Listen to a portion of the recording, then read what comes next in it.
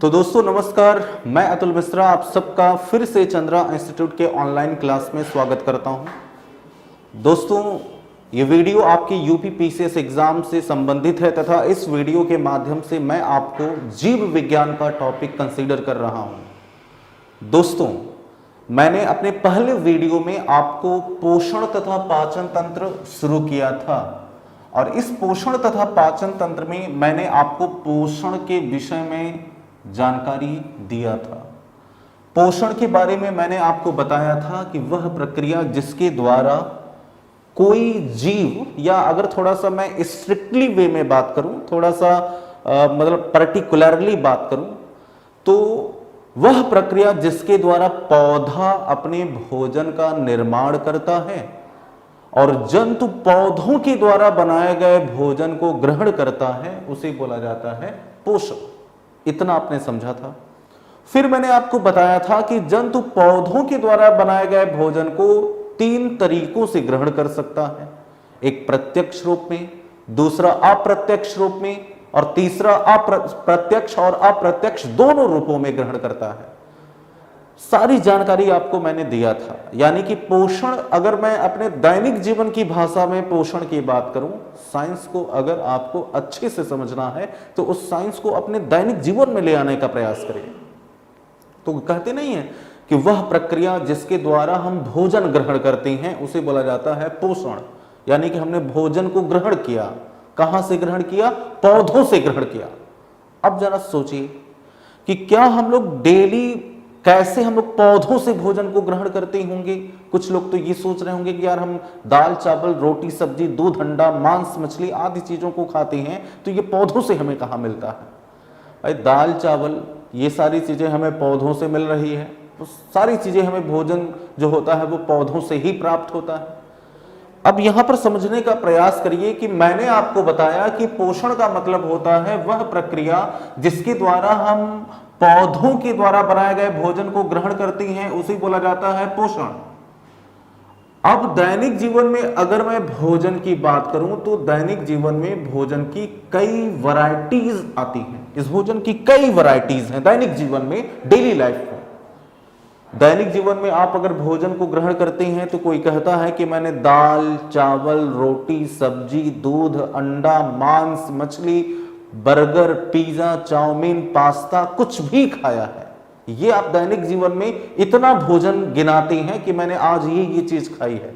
सब्जियों में भी कोई कई वैरायटीज, कोई काजू कुरमा की सब्जी, कोई पनीर की सब्जी, कोई कुछ भी खाया है।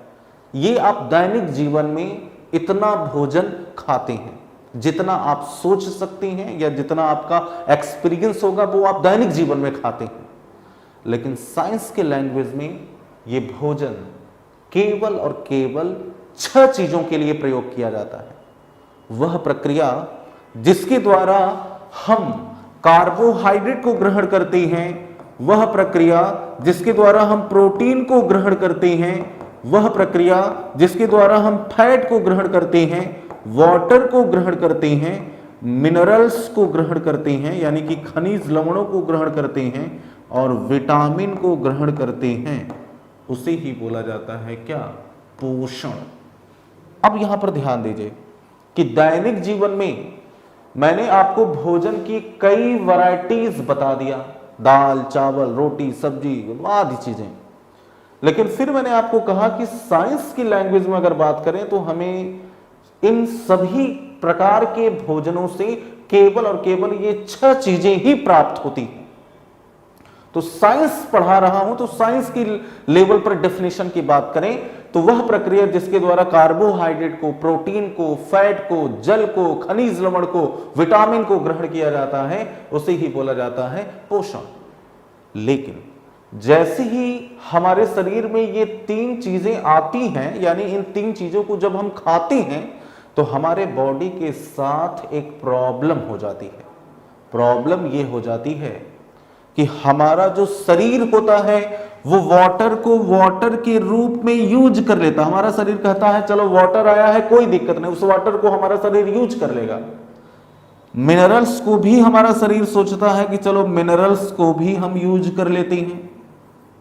और विटामिन के बारे में भी हमारा शरीर सोचता है कि चलो मैं विटामिन को भी यूज कर लेता हूं। इस तरीके से हमारा जो शरीर होता है वो वाटर को वाटर के रूप में, मिनरल्स को मिनरल्स के रूप में और विटामिन को विटामिन के रूप में यूज कर लेता है, लेकिन कार्बोहाइड्रेट को यूज नहीं कर पाता। हमारा शरीर जब कार्बोहाइड्रेट को यूज नहीं कर पाता, प्रोटीन को भी यूज नहीं कर पाता, फैट को भी यूज नहीं कर पाता, तो फिर क्या जरूरत थी हमें इन तीनों को ग्रहण करने की, इन तीनों को खाने की क्या जरूरत है? सच में इन तीनों को खाना हमारी मजबूरी है। मजबूरी क्या है वो समझिए।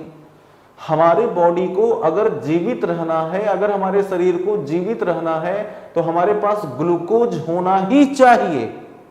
लेकिन समस्या ये है कि ये ग्लूकोज हमें केवल और केवल कार्बोहाइड्रेट से प्राप्त होगा। हमारे बॉडी को ग्लूकोज की जरूरत है, लेकिन ये ग्लूकोज हमें कार्बोहाइड्रेट से प्राप्त होगा। इसलिए हम कार्बोहाइड्रेट को ग्रहण करेंगे और इस कार्बोहाइड्रेट को परिवर्तित कर देंगे किसमें? ग्लूकोज में। ठीक उसी प्रकार से हमारे बॉडी को अमीनो एसिड की जरूरत है, अमीनो अम्ल की जरूरत है, लेकिन ये अमीनो एसिड हमें केवल और केवल प्रोटीन से प्राप्त होगा। इसलिए पहले हम लोग प्रोटीन को ग्रहण करते हैं, फिर उस प्रोटीन को पचा करके उसे किस में बदल देते हैं? अमीनो एसिड में। तथा उसी प्रकार से हमारे बॉडी को फैट की जरूरत है, फैटी एसिड की जरूरत है, लेकिन ये फैटी एसिड हमें फैट से ही प्राप्त होता है। इसलिए हमारा शरीर जो होता है वो फैटी एसिड को प्राप्त करने के लिए पहले फैट को ग्रहण करता है, फिर फैट को बदल देता है किसमें? फैटी एसिड में।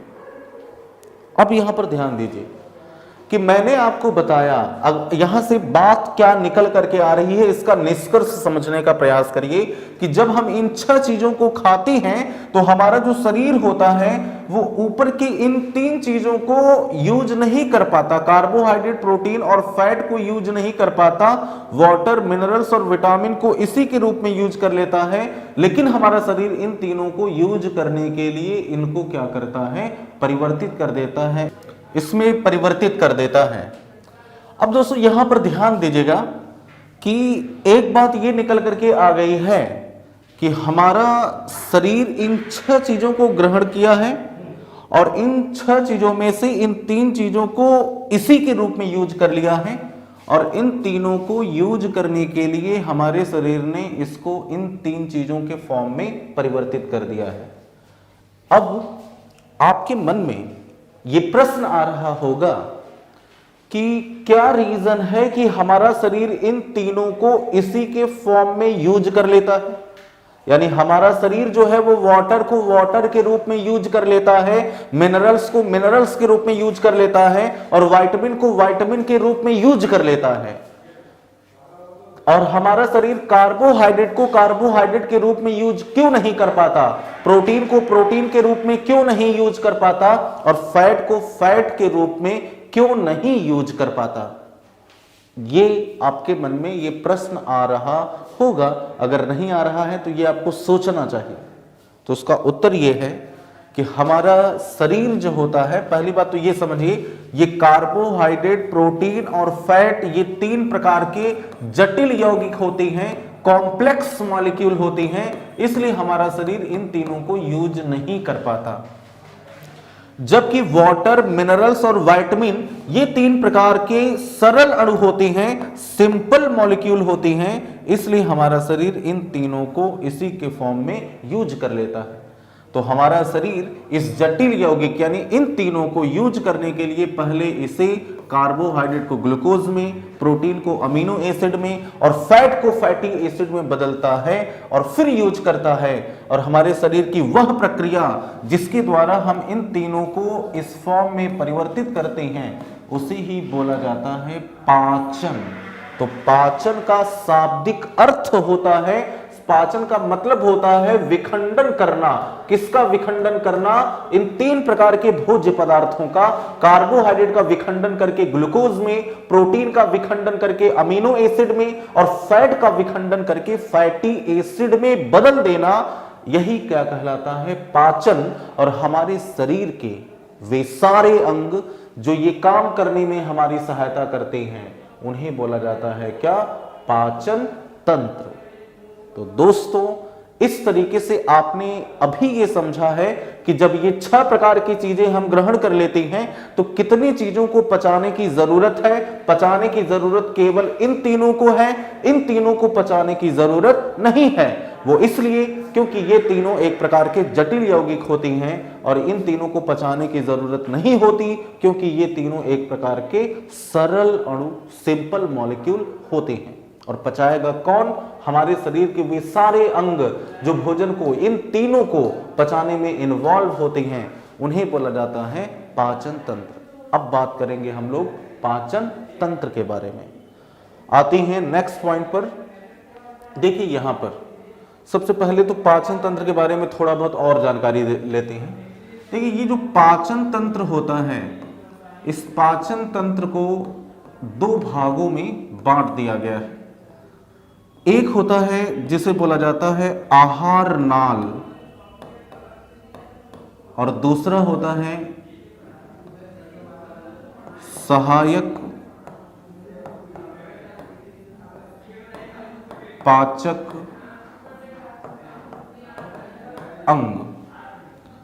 आहार नाल अंगों का ऐसा समूह होता है जो प्रत्यक्ष रूप से भोजन का पाचन करता है और सहायक पाचक अंग अंगों का ऐसा समूह होता है जो भोजन के पाचन में आहार नाल की सहायता करते हैं। ध्यान दीजिएगा, पाचन तंत्र 2 भागों में बटा होता है। एक होता है जिसे बोलते हैं आहार नाल, दूसरा होता है जिसे बोला जाता है सहायक पाचक अंग। आहार नाल ही भोजन का पाचन करेगा, आहार नाल ही भोजन को पचाएगा, लेकिन कभी कभी हमारा आहार नाल भोजन को पचाने में असमर्थ होने लगता है तो सहायक पाचक अंग आहार नाल को क्या करेंगे? सपोर्ट करते हैं। जैसे एक अंग है जिसका नाम है लीवर, एक अंग है जिसका नाम है पैंक्रियाज, एक अंग है जिसका नाम है गॉल ब्लैडर, एक अंग है जिसका नाम है अपेंडिक्स। ये सारे अंग ऐसे होते हैं जो भोजन के पाचन में आहार नाल को सपोर्ट करते हैं ताकि आहार नाल भोजन का पाचन कर सके और आहार नाल ही भोजन को क्या करता है? पचाता है। अब यहां पर आगे की चीज अगर आपको समझना है तो 2 चीजें मैं आपको एकदम आपके दिमाग में बता देना चाहता हूं कि 2 चीजों को अपने दिमाग में एकदम सेट करिए। पहला चीज, जहां भी मैं भोजन की बात करूं, जहां पर भी मैं भोजन की बात करूं, वहां पर आपको ये 6 चीजें तुरंत अपने दिमाग में ले आना है। कार्बोहाइड्रेट को, प्रोटीन को, फैट को, वाटर को, मिनरल्स को और विटामिन को। साथ ही साथ आपको उसी समय यह भी ले आना होगा कि इन 6 चीजों में से हमें केवल और केवल ऊपर के इन तीनों का पाचन करना है, इन तीनों का पाचन नहीं करना है, इन तीनों को एब्जॉर्ब करना है। हमें इन तीनों को भी एब्जॉर्ब करना है, लेकिन पहले इन तीनों को पचाना है, फिर एब्जॉर्ब करना है। और भोजन का पाचन करेगा कौन? आहार नाल, और सहायक पाचक अंग आहार नाल को क्या करेंगे? सपोर्ट प्रदान करते हैं। अब आते हैं आहार नाल पर। दोस्तों ये देखिए, ये है हमारा आहार नाल और मनुष्य का जो आहार नाल होता है उसकी लंबाई जो होती है वो 33 फीट होती है, 33 फीट लॉन्ग होती है। और मनुष्य के आहार नाल में इतने अंग हैं। ये है पहला अंग, ये है दूसरा अंग, ये है तीसरा अंग, ये है चौथा अंग, ये है 5वां अंग और ये है 6वां अंग। इतने अंग होते हैं। यहां पर पहला अंग है मुख, दूसरा अंग है ग्रसनी यानी कि फायरिंग्स, तीसरा अंग है ग्रास नली यानी इसोफेगस, चौथा अंग है आमाशय, 5वां अंग है छोटी आंत। और इस छोटी आंत के 3 भाग हैं। पहला है ग्रहणी, मध्यांत्र और शेषांत्र, दूसरा तीसरा है यानी ड्यूोडेनम, जेजुनम और इलियम। उसी प्रकार से बड़ी आंत के भी 3 भाग हैं, ए, बी और सी, यानी कि सीकम, बृहदांत्र और मलाशय। इतने भाग होते हैं। तो ओवरऑल अगर बात करें तो हमारे आहार नाल में कुल 10 अंग होते हैं। 1, 2, 3, 4, 5, 6, 7। अब चूंकि ये तीनों अंग मिल जाती हैं तो एक अंग बन जाता है छोटी आंत। उसी प्रकार से ये तीनों मिल जाती हैं तो एक अंग बन जाता है बड़ी आंत। तो 1, 2, 3, 4, 5, 6, 7, 8, 9, 10 इतने अंग होते हैं। अब देखिए अपने दिमाग में वो चीज याद रखिएगा जो अभी मैंने कहा था कि जब मैं भोजन की बात करूंगा तो वहां पर आपको carbohydrate, protein, fat, water, minerals और विटामिन के बारे में सोचना है। जैसे ही भोजन मुख में आता है, भोजन सबसे पहले कहां पर आता है? मुख में आता है।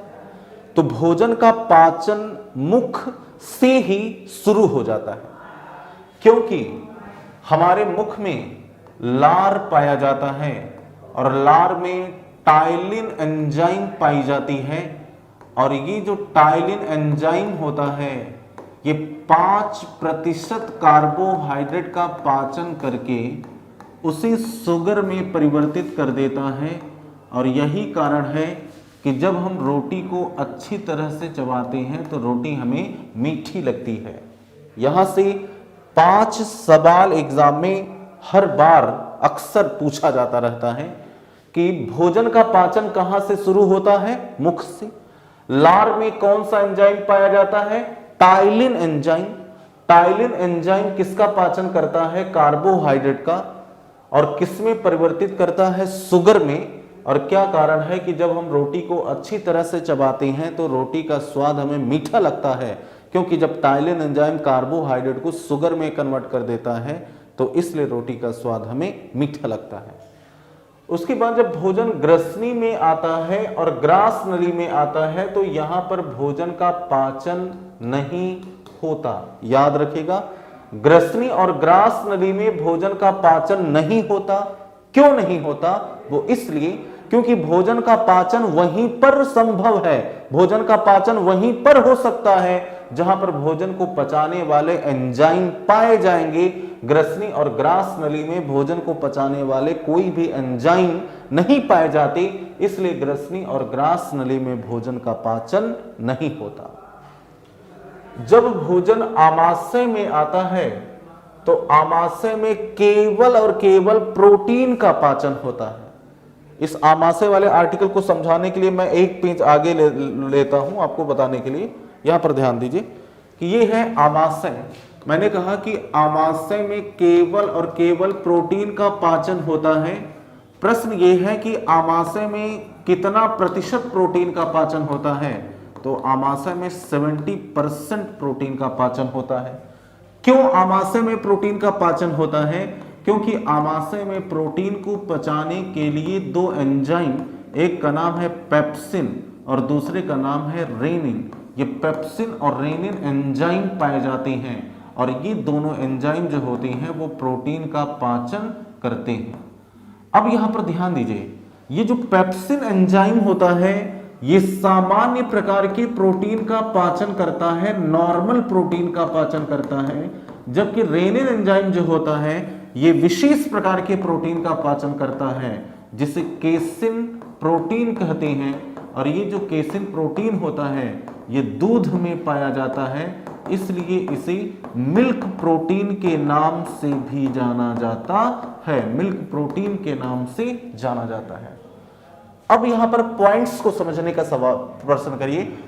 सवाल पूछा जाता है कि प्रोटीन का सर्वाधिक पाचन कहां होता है, तो आप क्या बताएंगे? आमाशय में। क्यों होता है? क्योंकि आमाशय में प्रोटीन को पचाने के लिए 2 एंजाइम पेप्सिन और रेनिन पाया जाता है।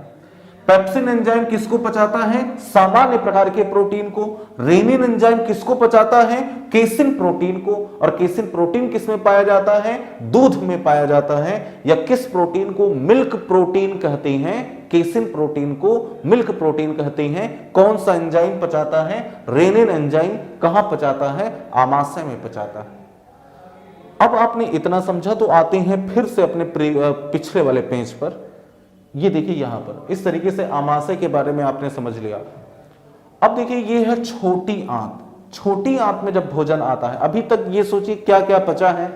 मुख में 5% कार्बोहाइड्रेट पचा है, 95% कार्बोहाइड्रेट बचा है, 70% प्रोटीन पचा है। आमाशय में अभी 30% प्रोटीन बचा है और 100% फैट। अभी फैट का पाचन तो शुरू भी नहीं हुआ है।